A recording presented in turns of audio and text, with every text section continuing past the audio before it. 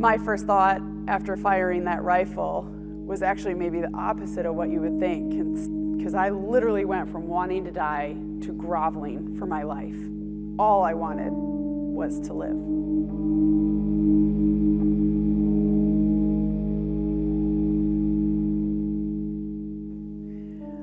Hello, my name is Shandy, Longcore, and I'm the founder of Embracing Imperfections. I started this nonprofit,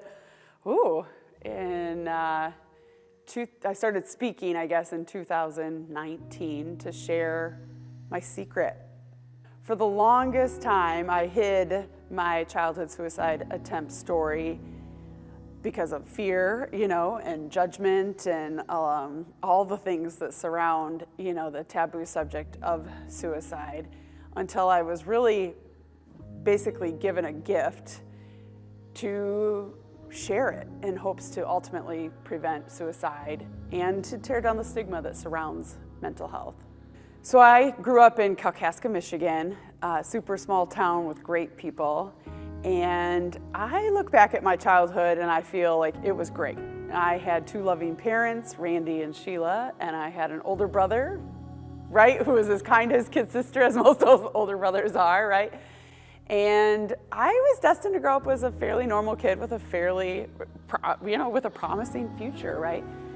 But I think there were a few things that went undetected, meaning even though I was loved, I didn't feel loved. I didn't feel pretty, and I was likely experiencing an undetected mental health issue. And I decided one day to set out and check off one of those boxes, and I decided, let's go after the not feeling pretty box. And keep in mind, I'm 10 years old at this point in my life, and I decide to change my hair, of all things. And in my mind, in my adolescent mind, my ticket to becoming pretty was a wig. So in order to make room for a wig, I actually cut off all of my hair and then went to my mom to hopefully go buy that wig, right? And sadly, she actually wasn't there. She was at work. She's a nurse.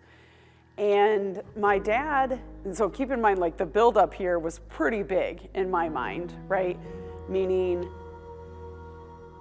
I thought this was it. I thought it was gonna fix that emotion of not feeling pretty. Because I was a tomboy, right? I cared more about sports and forts than fashion and hair ties and things like that. So the buildup in my mind was quite large, that getting this wig was gonna solve that big problem for me. So sadly, though, I was thinking my mom would be home, and the whole situation backfired, and what do I have? I have this awful haircut. Because what happened is my dad came home to see why I wasn't at our family hardware store. And and I think he reacted like most dads would when they walk in and they see their little 10-year-old daughter had chopped off all of her hair, and sadly we landed in a pretty horrible argument. And so it was after that I didn't see an out. I didn't pray about it. I didn't stop my impulsive self. I just, at that point, really felt like there was only one way out, and that's when I tried to end my life.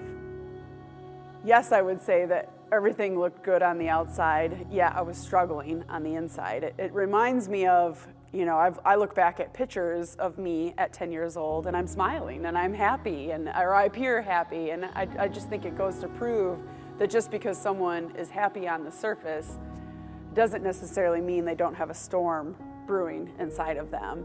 And that was absolutely my case. There was no warning to anyone around me at all that this suicide attempt, that this sweet little 10-year-old girl was about to attempt to take her life.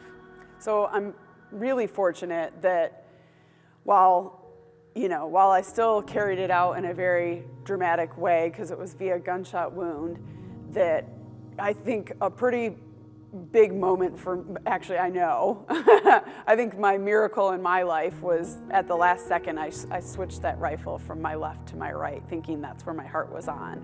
After my grandpa had passed away, a .30-30 hunting rifle was gifted or passed down to my brother. And unfortunately, it was in our basement and it was not locked up. So how me at 10 years old learned or figured out how to load it and even get it pointed at my chest is is pretty unimaginable, but I did, right? I'm a really curious kid who can figure out things. So, and it was, again, I never stopped my impulsive self. I never thought about my future, right? That I would eventually marry and my husband Bill and have Brennan and Cameron and a dog, right? And a career and do things that, I think that I'm meant to do. Those thoughts didn't go through my mind at all, and that's really where I wish I could have stopped my impulsive self, and I love talking about that when speaking with students today. But so yeah, I found the rifle and I loaded it and I pointed it directly at my chest, and it was literally a millisecond. At the last second, I switched the rifle from my left to my right. Man, did that help my physical being, for sure, right? And then I fired it. My first thought after firing that rifle was actually maybe the opposite of what you would think, because I literally went from wanting to die to groveling for my life. All I wanted was to live. I was groveling so much for my life that I remember crawling on our basement floor, seeking the phone across the room. I wanted to call my mom's hospital. This was actually 2 weeks prior to the launching of 911 in our small little community. And that's interesting in that now the suicide prevention hotline is a 3-digit number, 988. So in a moment of crisis for you or a friend, you can absolutely use that resource. And so what's interesting is here I am trying to dial the old school 7-digit number prior to 911, and I could only get out 3 numbers. I'm so fortunate, I feel like there were many miracles that day. 1, I missed my heart. 2, my mom came home from work early that day, and her background is in nursing. She's a nurse. And instead of going into mom freak-out mode, she stayed in nurse mode and did what she needed to do to patch me up and get me to her hospital. Where at that point, that was special in that, we all have this village that's a part of raising us, and those people were absolutely a part of my village, raising me, and here they are now trying to save my life and patch me up to get ready for AeroMed ride over to a larger hospital where I had essentially life-saving surgery, another miracle that day. I ended up learning so much, right, how valuable life is, because when I woke up in the hospital, and even though I was 10 years old, it was in that moment, looking at my family, that I realized I absolutely count, and I matter, and that I was given the second chance at this thing we call life, and how beautiful that actually is. And I also realized that having a different head of hair didn't matter in the least.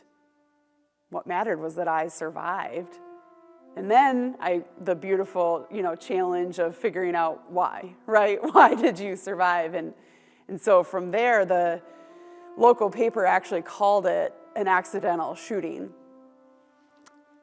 Suicide was too painful to talk about, right? Especially back then, it was too taboo. So, and that a 10-year-old girl could do this to herself, it's the unfathomable. And I think it was easy to hide behind that headline as a family. Absolutely. It was easier than the truth, that's for sure. Now, our church family knew the truth, and if you were close to us, you knew the truth. But otherwise, it was too painful to talk about. So it wasn't until I was at a leadership conference listening to a speaker that I feel I had a very clear calling to absolutely share my childhood suicide attempt story in hopes to ultimately prevent suicide and to tear down the stigma that surrounds mental health. Afterwards, I didn't want to talk about it. I was shameful of the decision I made. I then, stuffed those feelings and those memories down. But yet I was living life through a lens of gratitude because I was alive, right? So that was a beautiful way to live life and to have your adolescence, your middle school and high school and college years, to live through that lens. But I always felt like something was missing.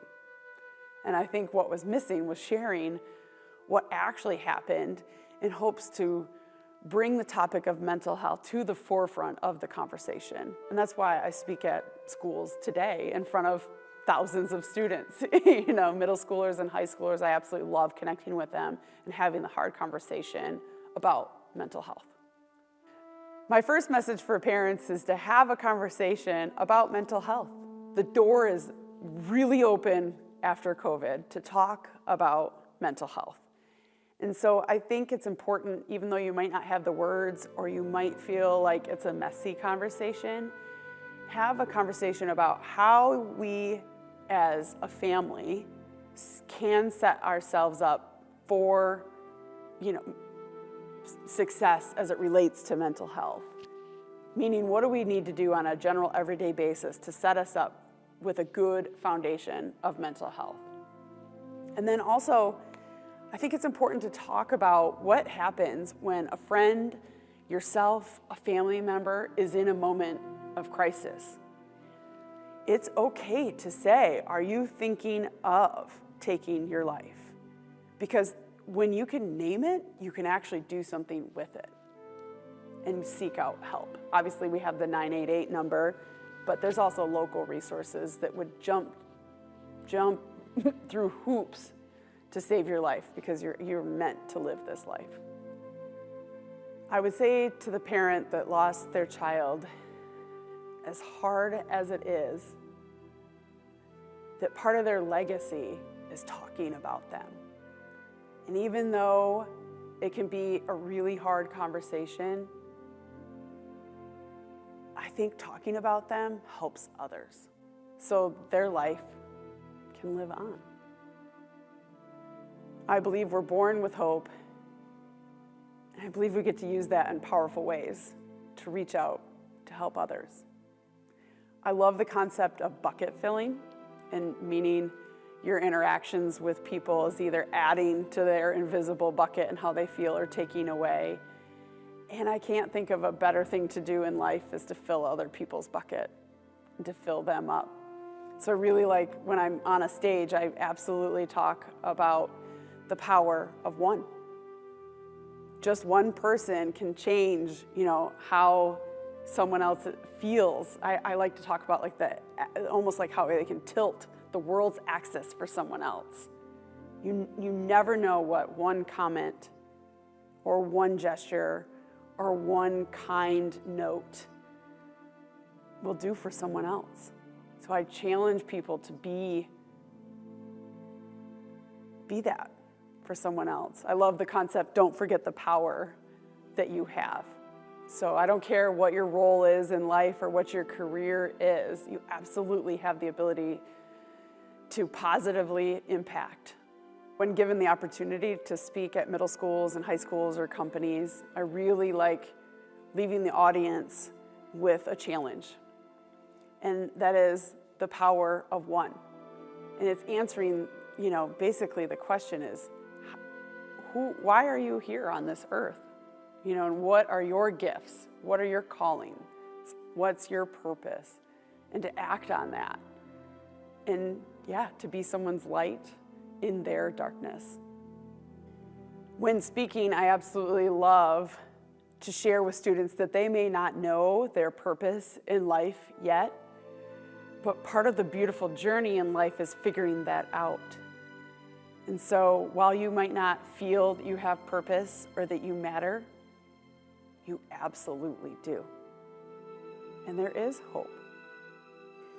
I started Embracing Imperfections, my nonprofit, to honor this calling to share my childhood suicide attempt story and life's insights since then. And I really love speaking to middle schoolers and high schoolers and obviously college students and companies to share my message, because there is hope and there are resources. Suicide is preventable. And so I would absolutely love to partner with your school or company and to share a stage in your venue and speak. Many times school counselors, principals, and superintendents, when hosting a suicide prevention speaker, have fear that they may not be able to handle all the needs of their students and the emotional needs of their students after that. Well, the good news is I give resources for the students that are outside of school, and I challenge them to, yes, talk about things with their peers and their trusted adults. And they can also talk to the 988 suicide prevention hotline. But we also dive into things like challenging the students, what can they do on a general everyday basis to set themselves up for healthy mental health, like a good foundation. I really love ending my speaking engagements with the concept of the power of one and challenging students to fill the bucket of other people, right? And to do positive things for other people. And that then brings forward the concept of hope. And so it's a beautiful thing in that I don't leave you with hundreds of crying students that need counseling immediately, rather give them the tools and resources to help themselves. My contact information is below, and you can reach me at embracingimperfections.org.